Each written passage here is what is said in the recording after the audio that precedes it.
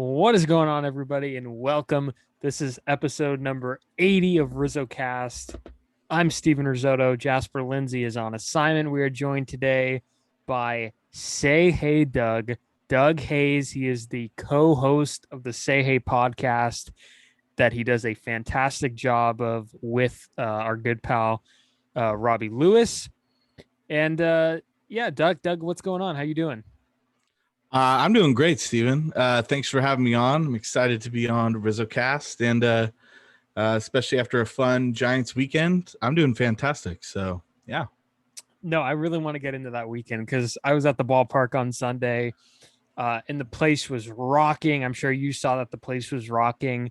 And there's really nothing like a game 162. Just, Yeah. I guess you could replicate in other sports, but when there's competitiveness on game 162, the sport is in a good place. So, Giants, they got there, 106 wins at the time. Dodgers were a game back. It was a must-win game. What were kind of your thoughts heading into that game while scoreboard watching with the Dodgers playing in LA against the Brewers? Actually, I was pretty confident. Surprisingly, I had a lot of faith in Logan Webb going out there and giving the Giants a good chance to win.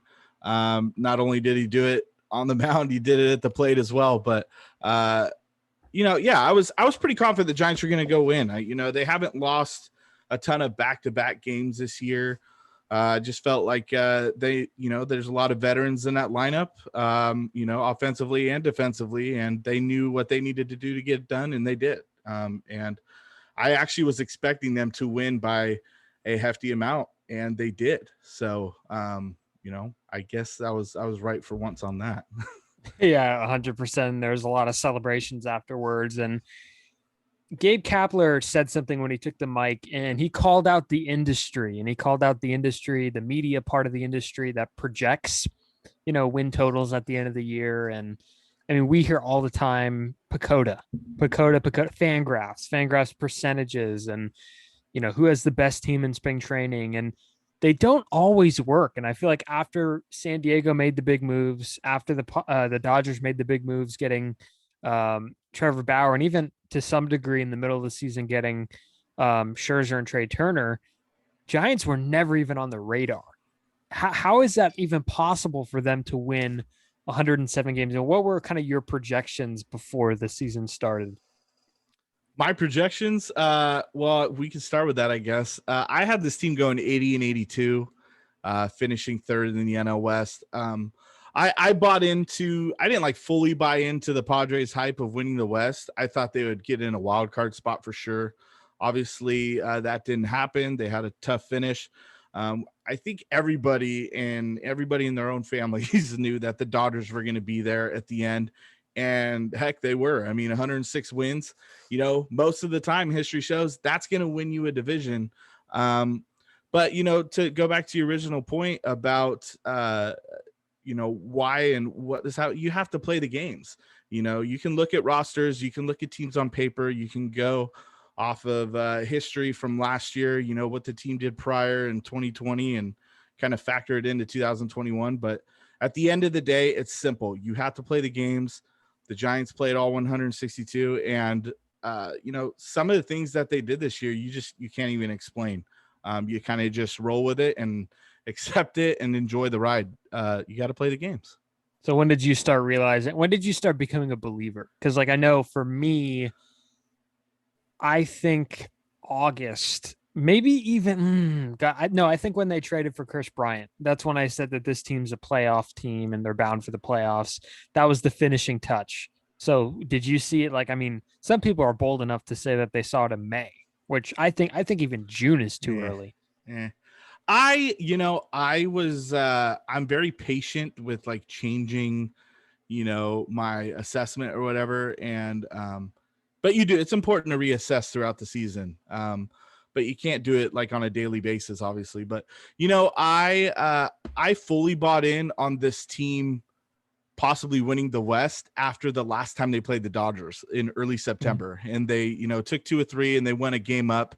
That's when I was like, okay, I really think that this team's going to finally hold them off. I'm buying in on the Giants. So it took me probably 140 games to be like, this team can win the West. To like actually believe like this is a good team and they could compete for at least a wild card spot. Honestly, it hit me. It was at the end of June when they were playing the A's in San Francisco. And I just remember, that Steven Duggar walk-off and Lamont Wade. And that was just a crazy ending. And I was like, you know what? This seems exciting. They're figuring out how to win. They know how to win. That's when I was like, I think this team could do some damage. Are they cheating? I'm not wearing an LA hat, so obviously I don't think they are. You know what?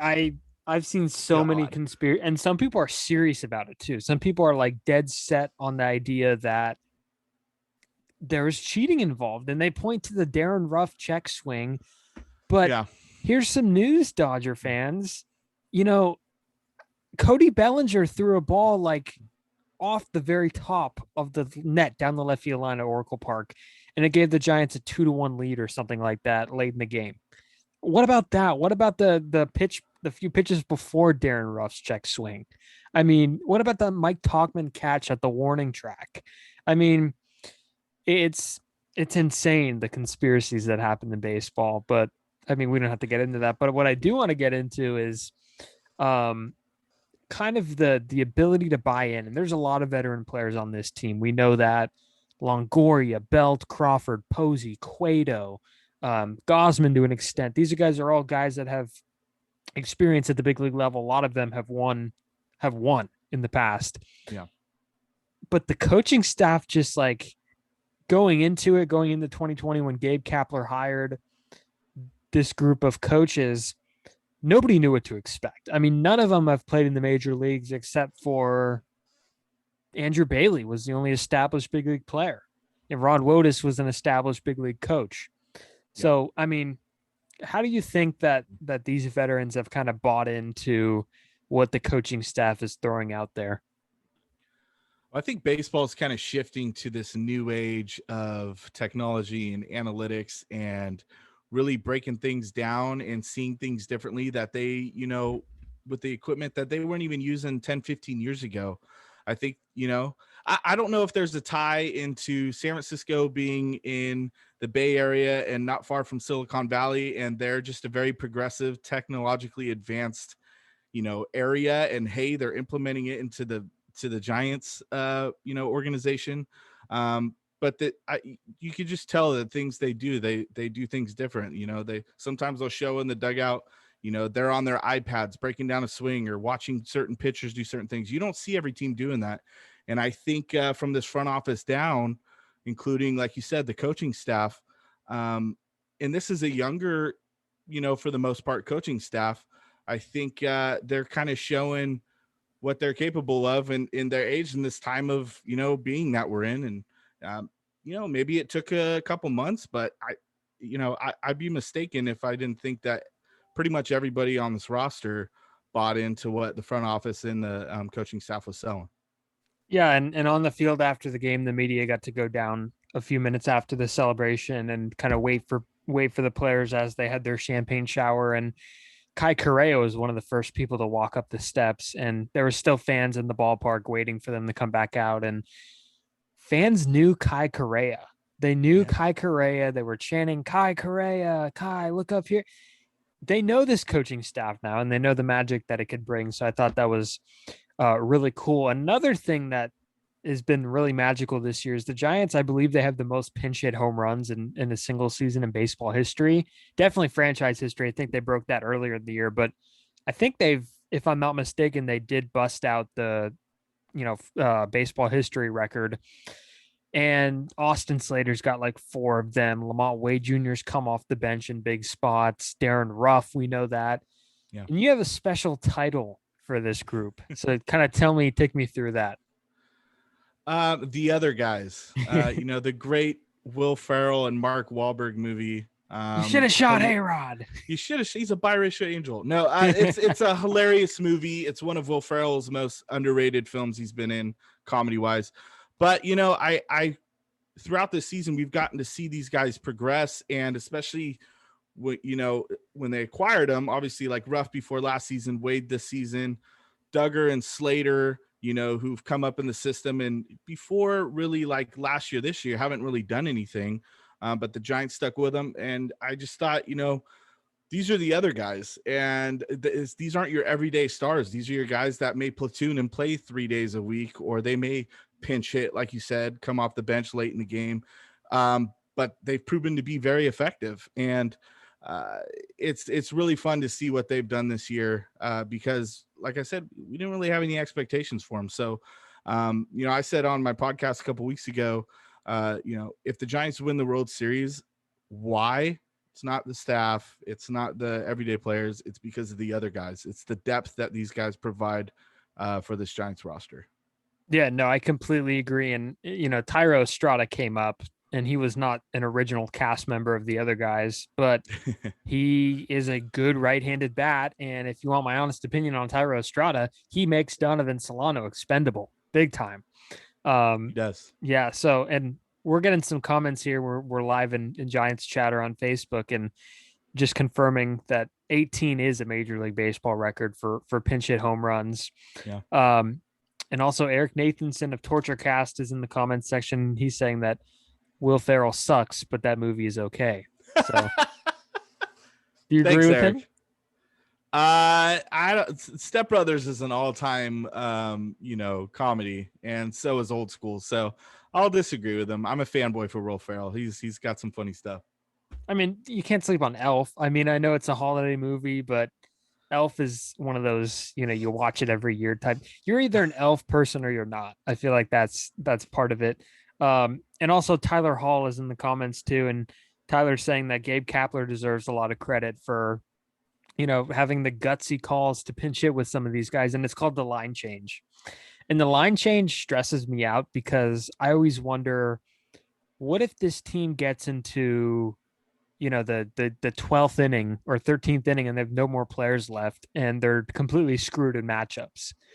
But the new extra inning rule doesn't do that. But now in the postseason, the line change is going to, either be gone or done a lot later in the game. Like you can't do it in the 5th inning anymore.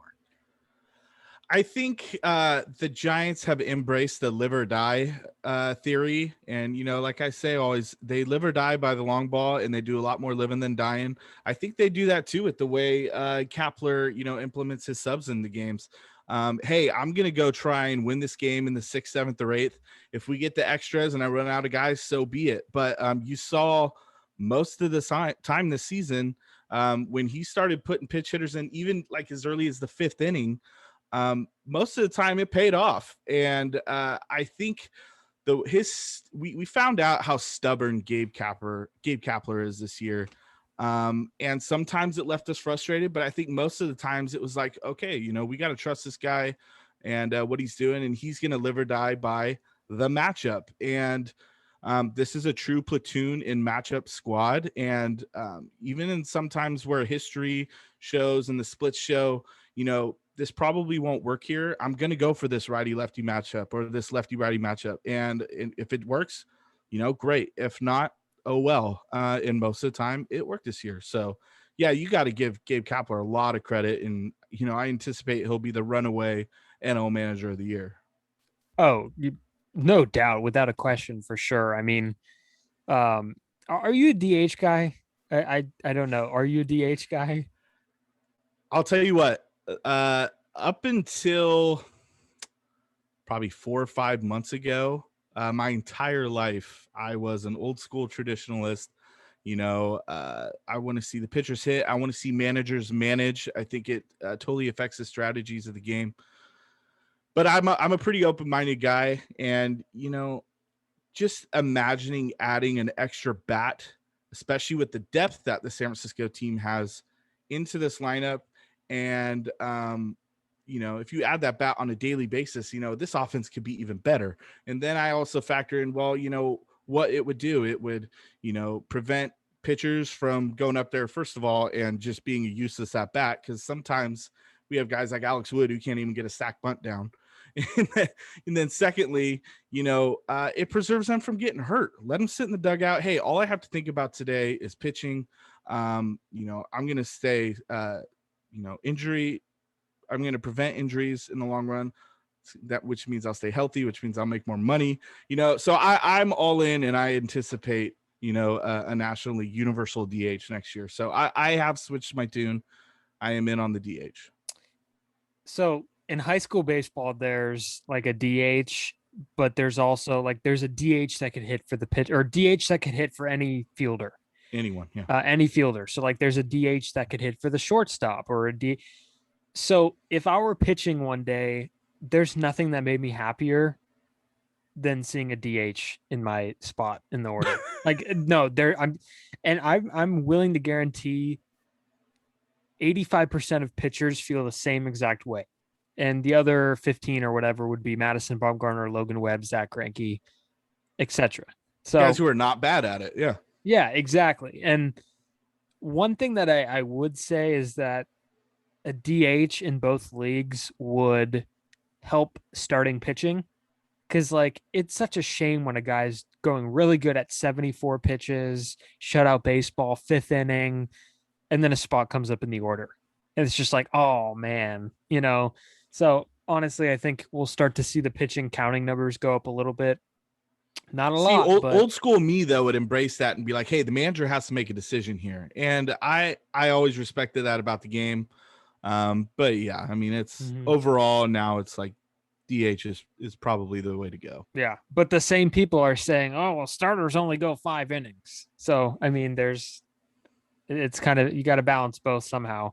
Depends on the day. Yeah. It depends on the day. And Tyler's saying that, who would get manager of the year votes before Gabe Kapler, ahead of Gabe Kapler. I mean, obviously, Brooks Knudsen is watching too. He said maybe Mike Schilt in St. Louis. Craig Counsell's another one that comes to mind. But none of them had the year that game. It's not even close. He should have 30 first place votes easy. That's not even up for debate.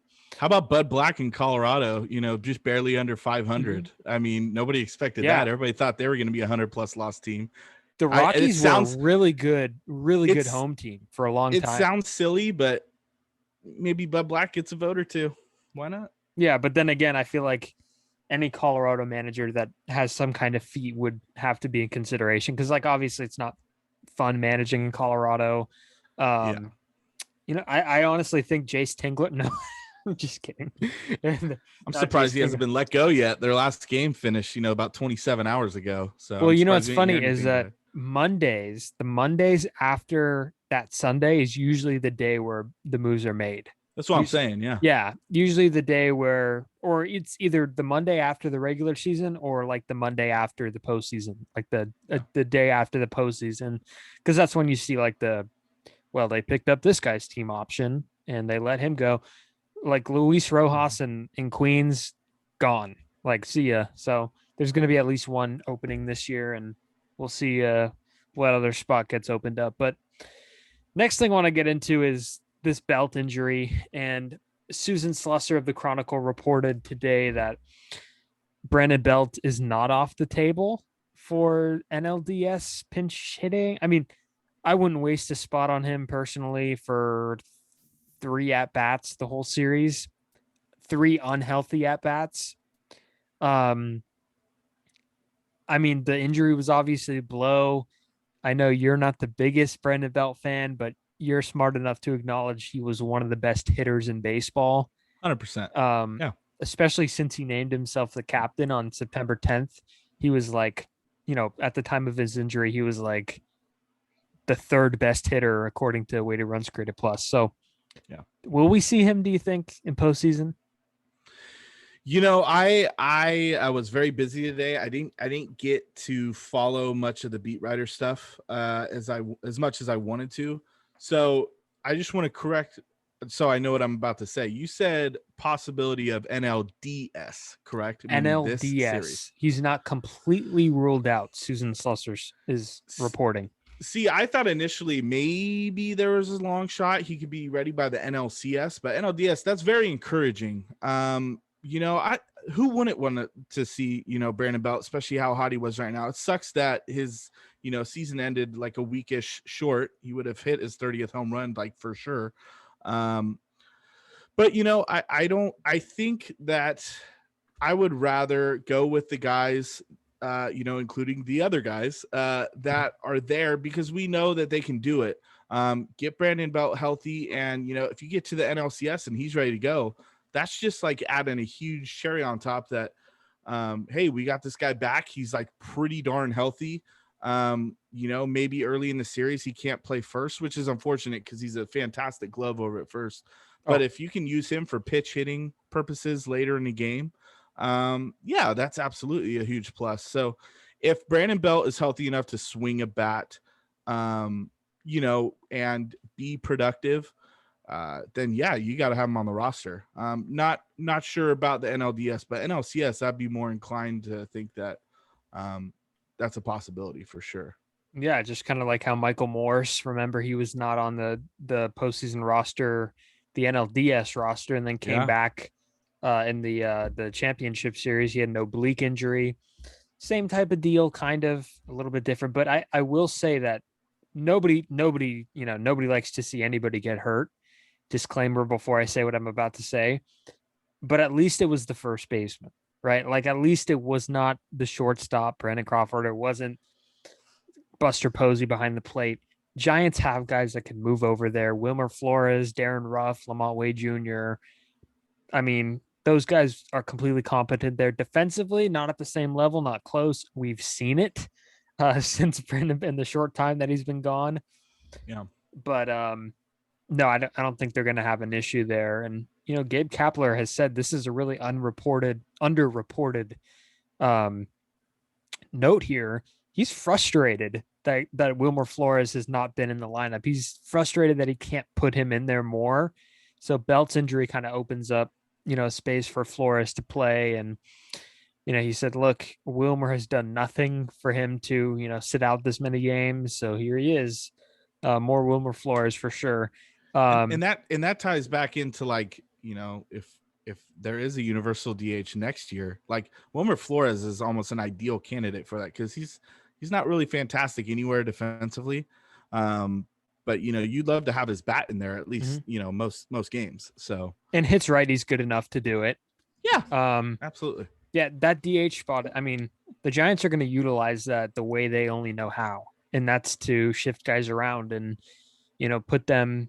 It's an off day thing. Like if a guy is heavy on his legs are heavy. Evan Longoria, it's happened a few times with him this year. DH him. I mean, Lamont Wade Jr.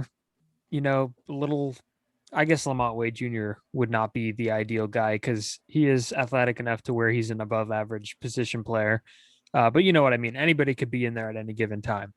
Well, and imagine like, have you ever seen at the major league level a DH get pinch hit for another one to just take over you know what I mean? Like San Francisco would do that on a regular basis. Like, oh, the DH got pinch hit for, they swapped out the righty for a lefty. Like that would happen every day. So they don't care. Yeah, no, exactly. Get someone off their feet for a day and it's a good spot to utilize it. You could hit him anywhere in the order. So, I do want to get into Lamont Wade Jr. though. He won the Willie Mack Award. He was this year's winner. And he was probably a top 3 among what people thought would happen regarding that award. He's had an incredible season. Giants traded Sean Anderson to get him. That looks like a win. Anderson's been with like 50,000 organizations since. And he's now with the Padres and part of their bullpen demise in the second half. How much of a shot in the arm has this guy been? And they've given him the nickname Late Night Lamont Wade, and it fits him so well. How much have you enjoyed watching this guy play? He has become one of those ABs that you feel like you can't miss because there's an opportunity, especially like you just said, Late Night Lamont, late in games. I mean, where he's going to come through for you in the clutch. I happened to be at the game Thursday when he hit the walk-off single to right field to beat the Diamondbacks. And they were showing up on the scoreboard his late inning, inning 7 through 9 numbers. And they're incredible. It's like it doesn't faze him at all. especially for a guy who's had limited time in the major leagues prior to this season. Limited plate appearances with the Twins. Just a guy that's willing to play any part of the outfield if you need to put him at first. He just seems like a super good dude. He says all the cliche things in interviews in the post game. But yeah, absolutely. Whenever he comes up to the plate, you're like, this guy can, hit one into the cove or hit one into the gap at any second, which, 6 months ago, I don't think any of us, a lot of us had never even heard of Lamont Wade Jr. before. So just another gold mine find by Farhan Zaidi in the front office. I think Farhan Zaidi in the front office are changing course a little bit from the rest of the league. Yeah, they're getting a lot of the launch angle high on base guys, but they're also getting low strikeout guys. Tyro Estrada, another good example, but Lamont Wade Jr., if you look at his minor league stats through 6 seasons combined with the Twins, he has 317 walks, 294 strikeouts. So this is a guy, and no power at the minor league level. Yeah. But those types of guys, since they know the strike zone, power, and this was talked about for years and years among scouts for ever since baseball was starting to go by numbers, power develops over time. We always hear, oh, he's 22 right now. He'll just, have more power when he's 27. So Giants are really taking that into account, and it's really showing with guys like Lamont Wade Jr. And I'm glad LaNinth didn't stick as a nickname. It's just a horrible nickname. I don't know who thought of that.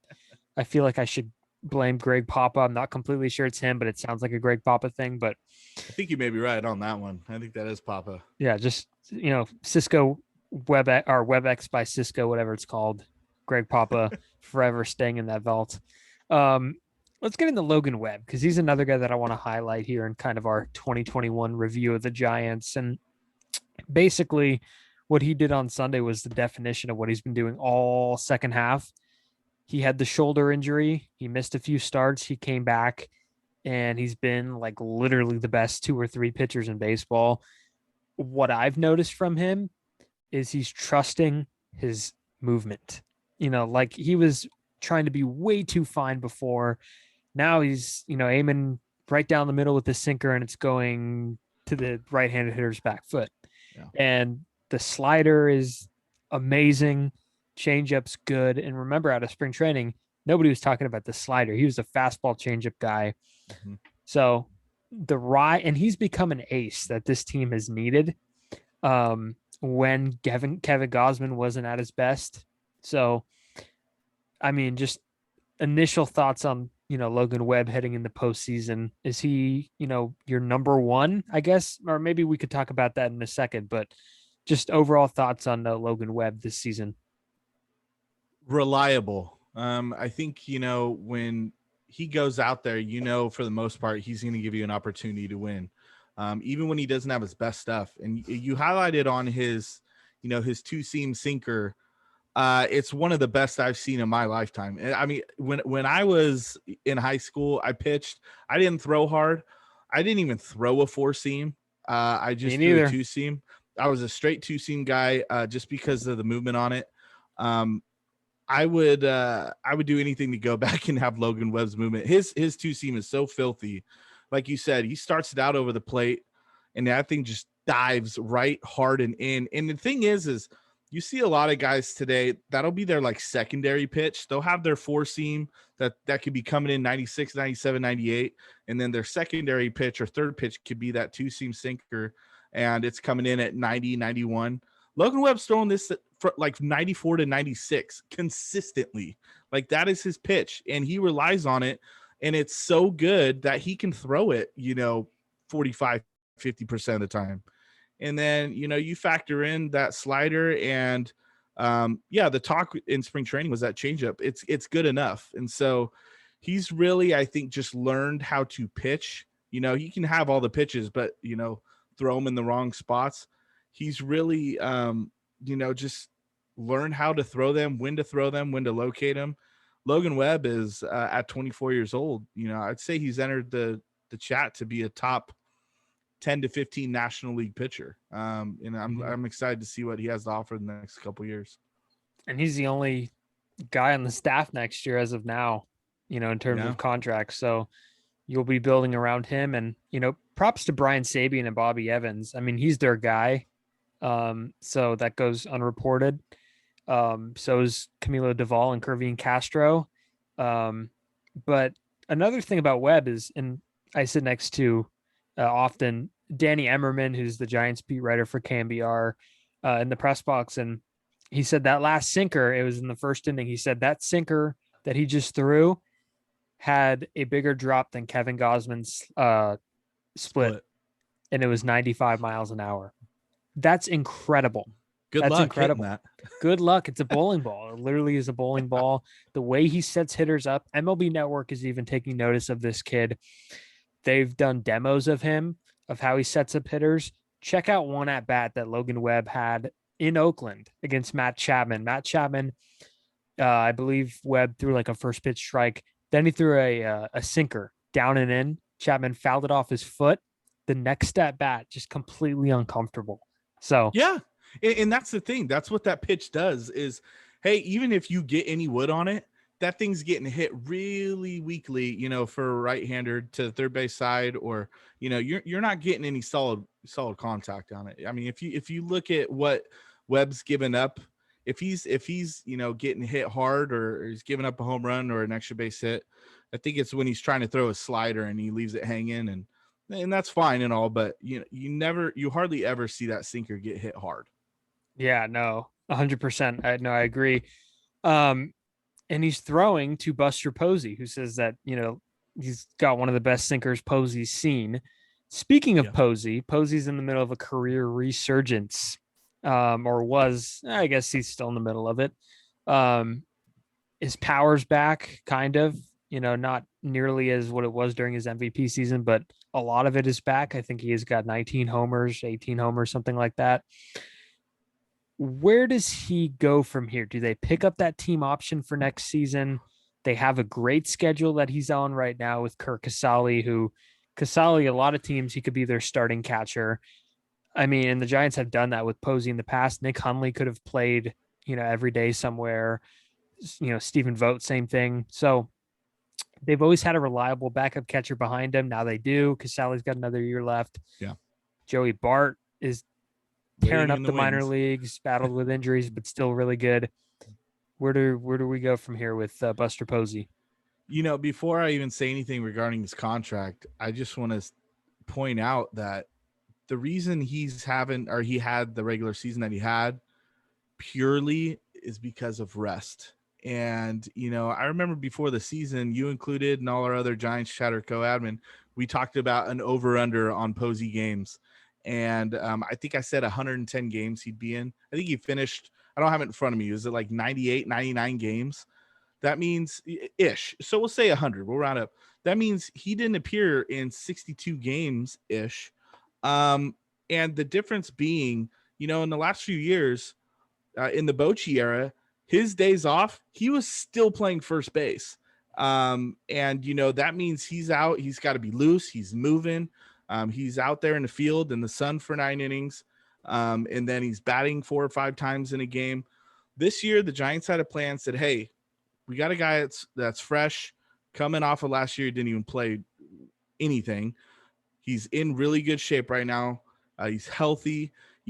When he catches, he's going to catch. But on the days he's not catching, he's not playing at all. He may pinch hit, but he's not playing any, first base this year. And that is 100%, in my opinion, the reason why Posey was able to stay fresh so long this season at the age of 34 and be productive the entire season and not fade out come June or July.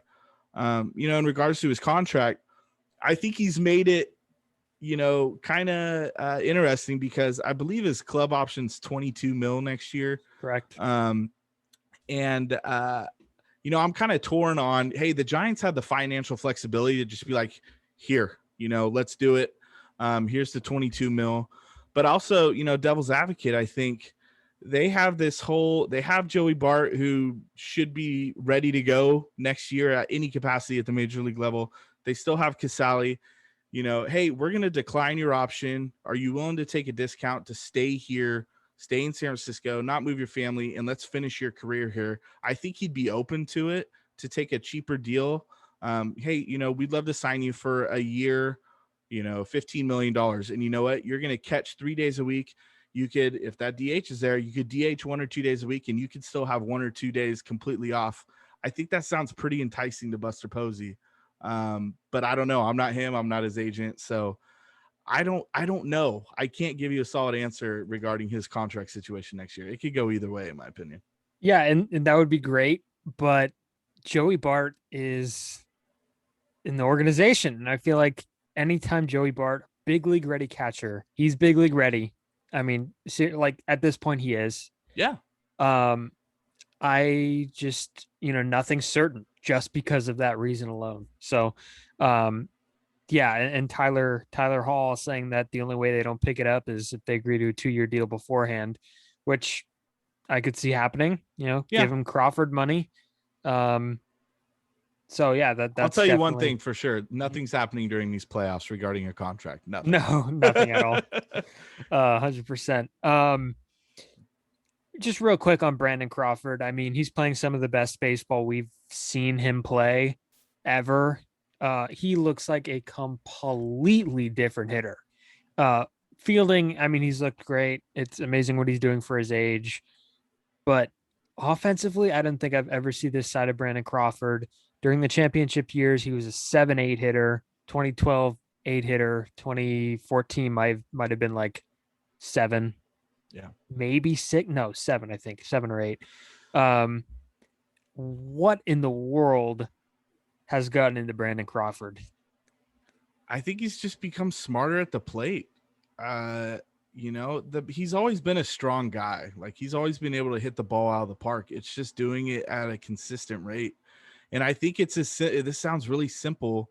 I think it's as simple as, hey, he's accepted to go to left field way more instead of trying to pull everything and hit for power going the other way, which forces opposing pitchers, to really try and get this dude out, because he is a legitimate threat at the plate now. In years past, it was, hey, pitch Crawford something, low and in, breaking wise, or, an away fastball, and, 3 times out of 4, you could probably get him out. But yeah, now he uses the entire plate, he uses the entire field, and he's just a problem at the plate. And the great thing too is he's not completely useless against lefties, even though they'll sometimes platoon him out days against when there's a lefty starter on the mound. Plus, I mean, he plays shortstop. He's moving more than anybody. He needs those days off, but his splits are not that awful both ways, and he could definitely just do some consistent damage at the plate.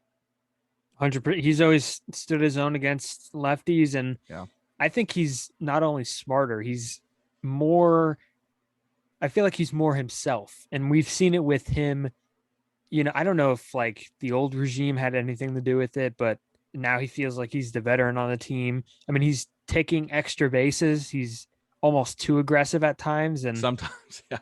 I like that. Like, I feel like that's good, like in some ways. So Brandon Crawford, definitely a guy to watch in postseason. I want to wrap up our kind of 2021 review, and then we'll look into the postseason real quick with favorite moment of 2021. And there's so many, and I can't tell you how many games. There's probably about 7 or 8 games where I've said to myself, God, this is the best game of the year. No, this game's the best game of the year. No, this game is. So, like, initially I thought it was Yastrzemski's grand slam against San Diego, right? They were down like 8-0 or something. And then I thought that it was the LA series with Darren Rushcheck's swing. And then there's a few other games that, then it was the Posey game where he, Trey Turner's throw pulled Max Muncy off the bag, or pulled Will Smith off the bag. Yeah. There's like so many. Then it was the Milwaukee series. So I don't even know where to. Then it was the Talkman catch. I mean, it's unbelievable. I just don't know. Do you have an answer?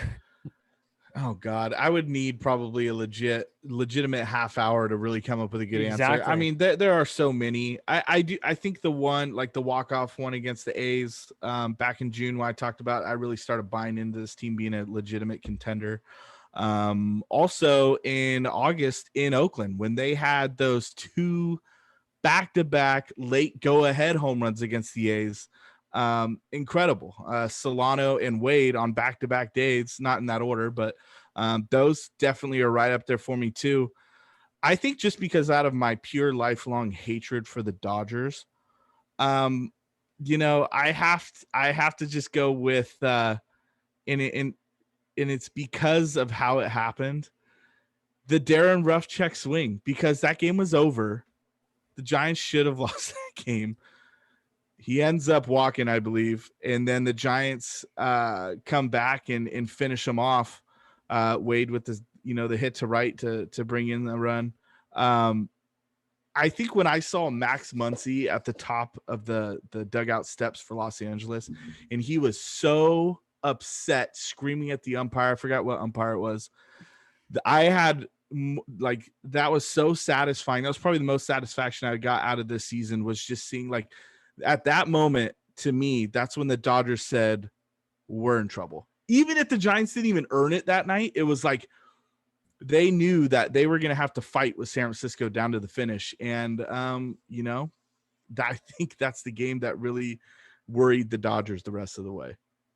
And someone who is near and dear to this show, friend of the show, the original friend of the show, Jason Vossler had a big part in that game. Do you remember that? His secondary lead, beating out the force out at second base, was a ginormous play in that game. And Jason will for sure be back on. I will make it a note to bring him on during the off season. That was huge, because that game was over there too. Yes, it was over a few times. So that's definitely a good pick there. Let's get into October here. So we got our first game on Friday, a wild card game for both teams Tuesday and Wednesday, and then the division series starts for the National League. I believe the American League division series starts on Thursday. Yep. Correct? Yeah. And then Fridays when the National League division series starts. Giants and whoever wins between the Dodgers and Cardinals will be on TBS. I mean, what are you looking forward to? Do you have any storylines that you're kind of keeping up with? I know rotation is definitely the biggest thing that outsiders are kind of predicting goes down. Obviously offense, or what are you kind of looking at for postseason? I'm not really of course I'm looking forward to the Giants offense, but I think we know what to expect at this point. I'm like you, Steven. I am always more intrigued with how they handle staffs, how they handle bullpens. I'm really curious who they're going to throw out there game one. I think based off of history, and I mean history meaning the 2021 regular season, I think we'll see, actually, I've changed my tune. I think we're going to see Kevin Gausman start Friday. And reason being is because, you saw the Giants never shy away, with an off day in between starts of this guy's on normal rest, let's have him throw there. No. They are always down to give that guy an extra day of rest. Logan Webb would line up Friday on normal rest for game one. I just don't see them changing how they've handled off days in between starts for starters now. And I think that you're going to absolutely see Gausman Friday and then Webb on 5 days rest on Saturday for game two. So I'm really interested in the starting rotation. Also, who could be, that game four starter if it's, I think Alex Wood pitched well enough towards the end of the season that he may get an opportunity to start game four. Yeah, I think it's definitely Wood. And I think the subplots would be Johnny Cueto, is he going to make the playoff roster? I mean, there's different subplots to go along with it. And I do want to say that Kevin Gausman, I think you make the right choice, and I agree, because I think Kevin Gausman finished September really strong. Yeah. The overall month stat line doesn't, look sexy. I mean, 4.05 ERA with 18 earned runs given up in 40 innings. It's mediocre. But if you look at Stuff Plus, which is a stat that I know, Saris of The Athletic likes to use, Gausman was a top 10, had top 10 stuff in September. So even better than Webb, who was like number 9 or 10 on the list. I got to go back and look, but Gausman definitely a big option there. Closing. So closing games. This is the topic right now, I feel, that is separating a lot of people. And personally, for me, Camilo Duvall took it. Sorry, plain and simple. I don't care about saves. I think saves, in my opinion, is the most meaningless stat because I feel like you want your best relief pitcher to get a save. So you play to the save. And when you play to the save, you miss opportunities. And when you miss opportunities in the middle to late innings, you might not even have a save situation in the first place. So, like, for example, there could have been spots this year in the 6th inning that Jake McGee or Tyler Rogers could have pitched in. But instead, the Giants surrendered the lead in those innings, and then it's a 5-run lead by the time you get to the 9th. So you don't use Jake McGee. So what's the point of playing to the save? I don't know. I just think the save's overrated. Who gets the 9th inning for you? Between Camilo Duvall, Jake McGee, Tyler Rogers. It's not Rogers. I know that, but who's getting it? It could be. You never know with Gabe Kapler. But I going into this season, I thought the Giants were going to use a committee, and some sports they did, but for the most part, you saw Jake McGee when healthy, most of the save opportunities, and for the most part, he got it done. And I've called him an anomaly all year because he doesn't do anything special. He's going to throw mid-90s, throw hard. It's heavy, but it's not like he hits spots consistently. He throws strikes right out over the plate that guys get a lot of swing and misses on. I don't know. That's why I call him an anomaly. But, I've been a huge, even through his struggles early in the year, I love Camilo Duvall. I know he has closer stuff. And I think that McGee would understand coming, off of injury. I thought they should have gave him an inning yesterday in that Padres game to finish the year, just to give him an inning of game, and now it's going to be like 2 weeks since he's had any game action going into the postseason. But regardless of that, I think you got to stick with the hot hand right now. I don't believe in a committee in October. You got to have your dude. And I think you got to do it with the National League reliever of the month. And that's Camilo Duvall. The guy has learned, he hasn't perfected it, but he is learning how to pitch, and it's good enough right now, I think, for the postseason. He's not always trying to throw 102. He'll throw 97, 99 with location and purpose. And then, if he gets ahead 0-2, 1-2 and counts, then you can bring that 102 and throw guys off. Even if it's not a strike, you get guys to chase. They don't have time to react. But the thing that has really impressed me with Camilo Duvall, and I've been saying this all season, is he has to figure out a secondary pitch. And he has with that slider. I mean, that thing's coming in low 90s, and he's consistently getting really good movement, low and away, especially against righties. And he's putting them in effective locations. And so I think if the only reason you don't, keep Duvall as your closer is if he gets an opportunity and he just, shies away in the big moment. And then you're like, okay, well, that can't happen again. So we're going to McGee the rest of the way, which I would understand. But I think right now, until he struggles, you stick with Camilo Duvall. Yeah, no, I agree with you. And Tyler Hall is commenting on my save take there and saying that wins are more useless than saves. I agree with that. I don't agree with your save take. I just want to point that out there. Okay, no, I understand. And that's probably for a different podcast. And maybe, Tyler's coming on soon. Maybe we'll get into that. But just according to research, a league average reliever, what's the difference between a league average reliever and an above league average reliever with a 3-run lead? 1 blown save a year. 2-run lead, that's when you use your best guy. I understand. 2-run lead, that's when the odds are not in the favor. But so 3-run lead, go ahead. What are you saying? I'm sorry. Are you saying maybe that save should be 2 runs or less? I do. I think save should be 2 runs or less. The stats back it up. 3-run lead with a league average reliever compared to a really good reliever, 1 blown save a year. 1 blown save, where it's like 2-run lead is like 5 blown saves a year, and that's when you really start, but 1 blown save a year. So imagine using your best reliever in the biggest spots in the game instead of waiting for a save opportunity that may or may not happen. So that's my take on that. Before we go here, I want to let you kind of talk up your podcast here. Say Hey Podcast. You host it with Robbie Lewis. You guys do a great job. Thank you. Explain kind of your podcast and what's coming up on it. Yeah, Say Hey Rob and myself, personally, we've been friends since kindergarten. And we have shared, I know it's adorable. No, but we've shared this love and passion for the Giants for, 25, 26 years now. And last year, I think we were getting a little itch crazy, waiting for some baseball. July comes along and, we're like, let's just do a podcast. And,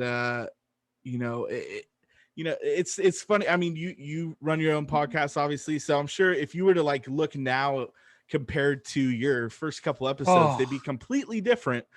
But we have a blast. And the thing with Rob and I is, we have great chemistry and we agree on a lot of stuff. But the great thing about Say Hey Podcast is, we don't shy away from disagreements or stuff, we don't agree on or go in the same direction on. We talk about it. And that's why, we use the term the San Francisco Giants podcast for the real ones. And it's directed towards the Giants fans that really understand baseball.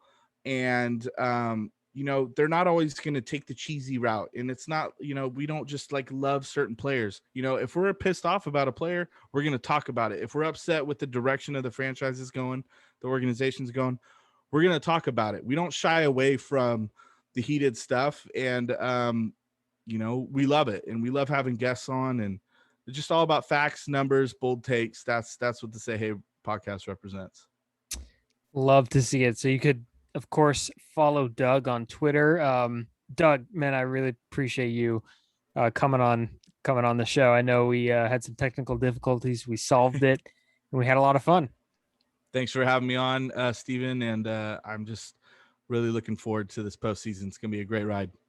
Yeah, no, absolutely. And we should have some RizzoCast watch parties maybe in the future during postseason now.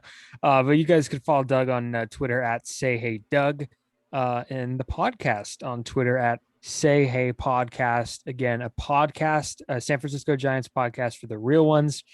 Episodes available on Apple Podcasts, Spotify, Google Podcast, wherever you get your podcasts. And I will leave the Linktree link in the bio or in the description, wherever you're listening to this podcast. You can follow on Twitter and Instagram at RizzoCast, YouTube, Spotify, everywhere where the Say Hey Doug podcast, the Say Hey podcast is located at. So you could listen to us. You could listen to Doug's podcast, then mine, and then, or mine, then his, or mine and just not his at all. Whatever route you want to take there. Anyhow, thank you guys for listening, and see you next time.